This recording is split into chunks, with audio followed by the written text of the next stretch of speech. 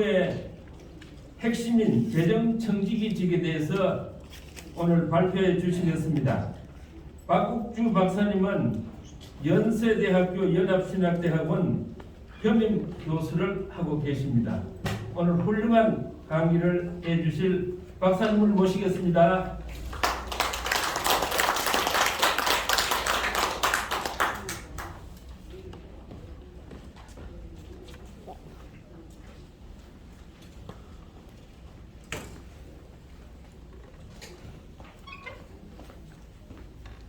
오늘 세미나 와주셔서 감사합니다. 오늘 김순권 이사장님의 소개에 의해서 하나님의 주권과 청지기의 책무라는 주제로 제가 몇 가지 당부의 말씀을 드리는 세미나 시간을 갖도록 하겠습니다. 오늘 저보다 훨씬 연배 많으신 성대 목사님과 또 장로님들이 계시기 때문에 주로 제가 이제 49이거든요. 49 일의 아래로는 제가 참 여러 가지 이야기들을 하고 이렇게 하지만 오늘은 제가 그렇게 말씀드리기보다는 저희 후학들 그리고 또 후배들 또 사역자들을 위해서 이제는 좀 어른 역할을 좀 잘 해주시라는 기대감을 가지고 다시 한번 상기시키는 마인드로 말씀을 좀 몇 가지 들어보도록 하겠습니다. 네, 그래서 그 하나님의 주권과 청지기 책무라는 것은 제목에서도 느끼셨겠지만 하나님의 주권이라는 걸 저희가 배우지 않습니까? 신학에서. 그런데 하나님의 주권 안에서 청지기의 책임은 어디까지인가라는 것을 논하는 그런 세미나라고 생각해 주시면 감사하겠습니다. 자, 그래서 제가 많은 것들을 썼죠. 많이 썼지만 이거를 다 읽어드릴 수는 없습니다. 읽어드릴 수는 없고 대신에 제가 핵심적인 논의들, 핵심적인 이야기들, 어떤 것들이 쟁점이 되는가, 법학적인 관점에서 말씀드린다면 쟁점이 되겠죠. 신학에서는 쟁점이라는 말을 쓰지 않습니다만 신학적인 어떤 긴장과 조화 그리고 대립하는 과정들을 학문적으로 소개해 드림으로써 다시 한번 환기시키는 그런 시간으로 좀 가주셨으면 감사드리겠습니다. 이제 여기 계신 분들은 장로님들이나 목사님들은 교회 어른들이시지 않습니까? 저희 오늘 김순권 이사장님도 소개해 주셨지만 같이 또 이호종 장로님도 그렇고 우리 김용훈 장로님도 마찬가지지만 다 저희 아버님 세대이십니다.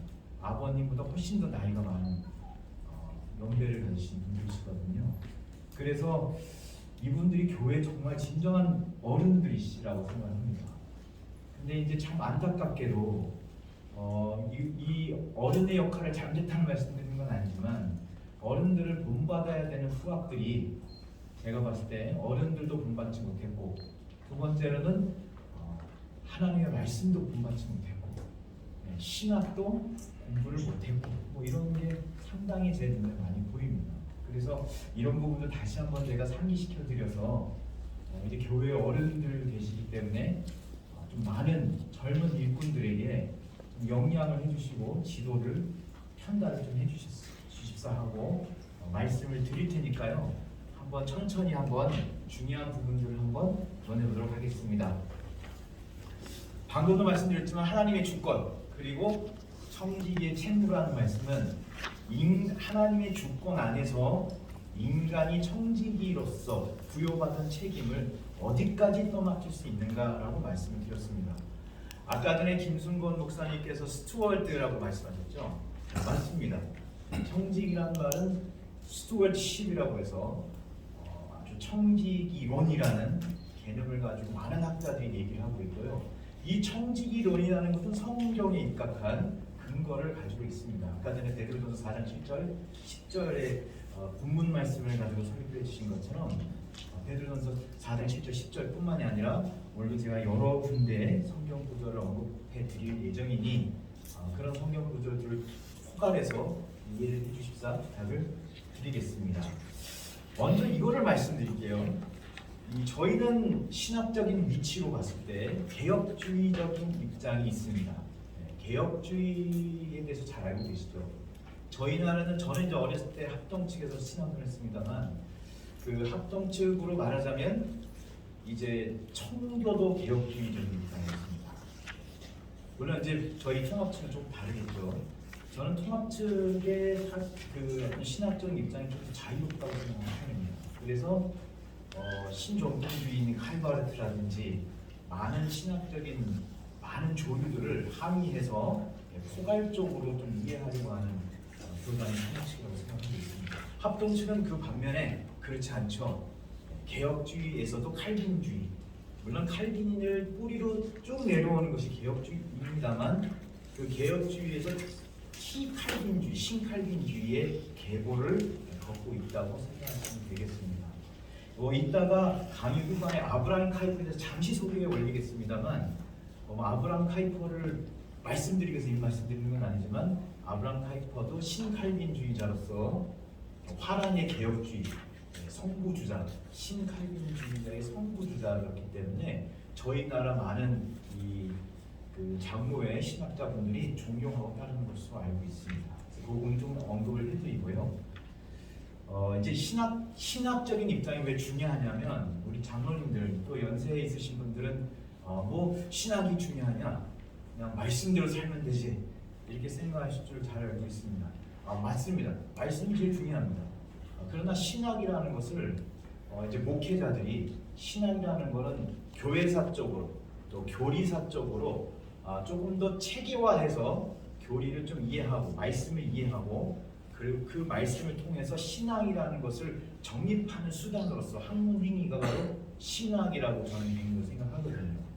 그런데 이제 많은 분들이 이 신학이라는 것을 신앙보다 더 우위에 둔다든가 아니면은 하나님의 말씀보다 더 우위에 두는 일련의 사상으로 취급하기 십상이기 때문에 저는 먼저 말씀드리지만 저는 그걸 고려합니다. 신학이라는 것은 신학을 또 공고히 하기 위한 하나의 학문 행위라고 생각해 주시면 되고 성경을 벗어나는 신학의 행위도 있을 수 있지만 그런 부분들은 이제 자유주의 신학에서 여러 가지 인사이트 때문에 공부하는 것이라고 생각을 하고요.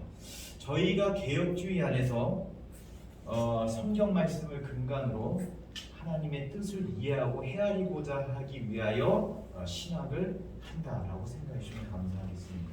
먼저 오캄에 대해서 설명드릴게요. 윌리엄 오캄이라고 14세기에 중요한 두 가지를 언급했습니다.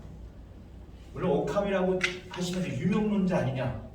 유명론자는 우리 개혁주의랑 상관이 없다고 생각하시는 분도 있지만 아까도 말씀드렸죠. 신학이라는 것은 신앙을 공고하게 하기 위해서 여러 가지의 사상가들의 사상들을 신학에 유익하기 위한 학문 행위로서 신앙을 한 것이라고 인정을 한다면 이분들이 자유주의이건 복음주의자이건 개혁주의자이건 떠나서 그분들이 어떤 생각을 가지고 어떤 사유를 가지고 믿음이라는 것을 이야기했는가라는 거에 대한 관심 좀 가지셔야 된다고 말씀드립니다. 두 가지만 말씀드리겠습니다. 하나는 하나님의 절대적 권능으로서 하나님의 절대적 권능으로서의 주권을 말을 했고요. 주권을 말씀드리는 겁니다. 절대적인 권능으로서의 주권. 하나는 절대적인 주권이 있다면 하나는 절대적인 것이 아니라 규정된 권능으로서의 주권. 두 가지가 있습니다. 이 두 가지만 기억하시면 됩니다. 그럼 절대적 권능으로서의 주권과 규정된 권능으로서의 주권이 무엇이냐? 더 깊은 얘기를 들으면 신학적인 토론이 되니까 여기서 이제 중단을 하고요. 그 두 가지 통해서 규명하려고 했던 신학적인 이 사상의 어떤 행위가 뭐였냐면 절대적인 권능이라는 건 주권 자체가 절대적인 것이다 라는 얘기를 하는 겁니다. 그러니까 사람이 생각과 사람의 뜻으로 나타나지 않고 하나님의 자유를 기반으로 하는 하나님의 절대성이 있는 절대적인 측면, 속성이 있는 권능이다. 권능이 파워란 뜻이거든요. 힘. 절대적인 힘이 실어져 있는 것이 바로 주권이다. 첫 번째가 그것이고요. 두 번째는 규정되었다라는 말을 씁니다. 규정이라는 말이 이 법학원에서도 많이 쓰는 것으로 알고 있습니다. 신학에서 철학에서도 규정이라는 말을 많이 쓰는데요. 규정이라는 것은 하나님께서 정해놓은 규정이라는 말은 정해놓는다는 뜻이거든요. 정해진 뜻 안에서 하나님의 권능이 일어난다는 뜻으로서 옥함이 두 가지가 있습니다. 옥함이 두 가지 이야기한 이유는 뭐냐면요. 이 옥함이라는 사람은 14세기경의 사람이거든요. 이 당시는 누가 있었냐면 토마스 아퀴나스 들어보셨죠? 우리 이제 김용은 원장님께서 늘 강조하시는 영원법, 자연법, 인간의 법이 실정법, 이 세 가지 법을 많이 말씀하십니다. 저한테도 영원법에 대해서 상당히 많이 말씀해 주시거든요. 근데 그것은 이제 아퀴나스가 법에 대해서 이제 그거를 단계별로 나누어서 하나님의 뜻과 인간의 법 아래 어떻게 하면 하나님의 뜻과 섭리로서 규정되어 있는 이 영원법이 이치가 담겨 있는 하나님의 뜻이 이치가 담겨 있는 영원법이 어떻게 실전법까지 내려올 수 있느냐는 단계를 설명하기 위해서 아퀴나스가 설명한 것입니다. 자, 그렇듯 이때 당시에는 토마스 아퀴나스라는 걸쭉한 신학자가 있었습니다. 이분은 도미니크 수사의 출신 수도사였고 나중에 막강한 이 신학적인 역량이 보이죠. 그런데 옥함은 반대했습니다. 이런 옥함은 반대를 했습니다. 이 아퀴나스. 옥함이 누구냐면 이 영국에 있는 신학자이죠. 윌리엄 옥함이라고 해서 유명론자라고 불리는 신학자였습니다. 유명론 잠시 말씀드릴게요. 혹시 잊어버리신 분들도 계실 수 있으니까. 유명론이라는 말은 이름뿐이다라는 뜻입니다. 노미널리즘, 노미나에서 나온 말로서 노미널리즘이라고 해서 유명론자라는 뜻은 이름밖에 없다라는 것을 비판하는 자들이 유명론자라고 하거든요. 다시 말씀드려서 과거에는 토마스 아퀴나스가 우리가 존재를 얘기할 때 아퀴나스가 아리스토텔레스 영향을 받은 철학자였습니다. 어거스틴은 플라톤의 철학을 영향을 받았고요. 그러다 보니까 이분들이 철학을 막 혼용을 하기 시작해요.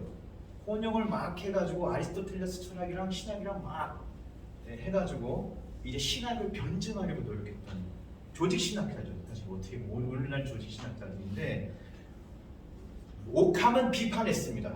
자, 너희들이 보편을 얘기한다. 아퀴나스가 보편 논쟁을 하거든요. 보편이라고 얘기하면 하나님은 보편적이신 분이시니까 하나님을 이해하기 위해서는 우리가 하나님의 본질, 속성을 이해하기 위해서는 이 본질이라는 것부터 우리가 출발해서 이해를 해야 한다고 주장했습니다.